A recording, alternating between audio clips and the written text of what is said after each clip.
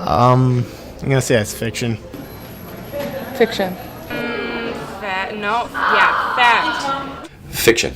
It's actually more of an aerosol. That's one of the misinterpretations is the term vaping. It sounds like vapor, which sounds like a humidifier, but in fact it's actually an aerosol. It's more like what would come out of a can of hairspray.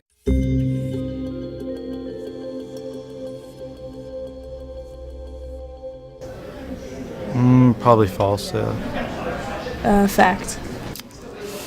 That's a fact, yeah. There's some studies that kind of say a little bit of both, but there's actually a growing body of research that oftentimes with adults that use these devices to quit smoking, a lot of them either go back or they just become dependent on the vaping device and never quit nicotine altogether. So there's kind of a mixed body of research with that one, so it's kind of hard to give a definitive answer on that.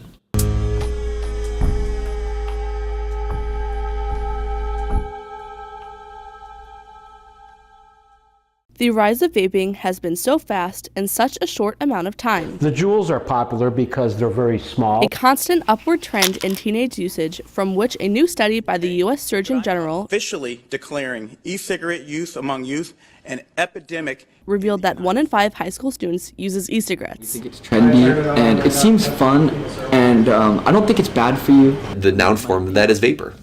And so when you have flavor cupcake humidifier air in somebody's mind, why would they think it's dangerous if they're thinking of putting their head over a humidifier and just inhaling pleasant smelling cupcake air? There's naturally going to be an appeal to that. I wish they were still called e-cigarettes because it still has that connotation of being a cigarette. It's a lack of understanding of what really what kids are inhaling that's at the root of why it's exploded over the past couple of years.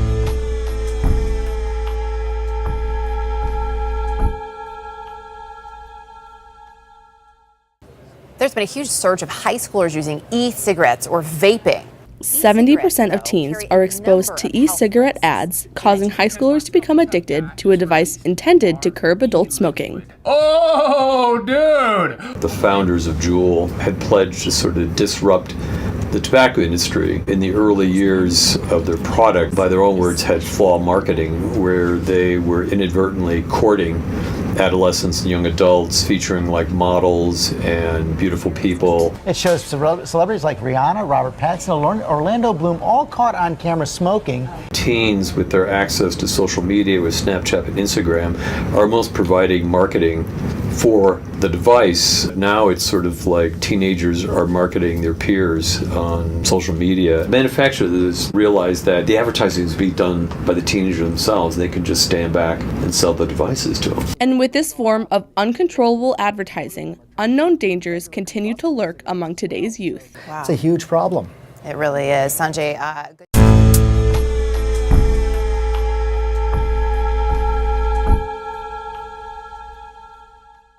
Those nicotine-containing devices carry known health risks to developing teenage brains. Nicotine, the powerfully addictive drug that makes up vaping.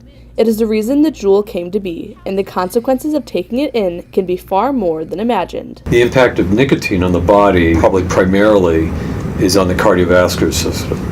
Or some, like I said, asthma type symptoms that they might be attributing to allergies or asthma or other things and might not realize it's because of that aerosol that they're taking in over and over and over again and the damage that it's doing to the lungs. Pods, which some kids tell us they go through in a day, contain roughly the same amount of nicotine as a pack of cigarettes. But the biggest impact nicotine makes is on the brain.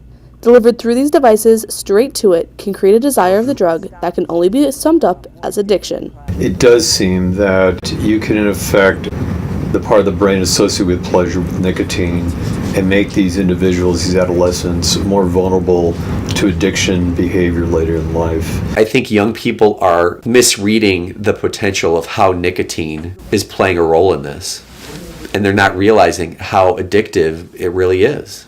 The facts are here, but there is still so much to learn about vaping. The epidemic is an unseen one that we do not know much about because of how it has exploded over the past couple of years. The FDA would consider taking them off the market totally. But in the end, it all comes down to you. It is your choice. Water vapor. And they don't think that there is any harmful chemicals in it, but there are. And these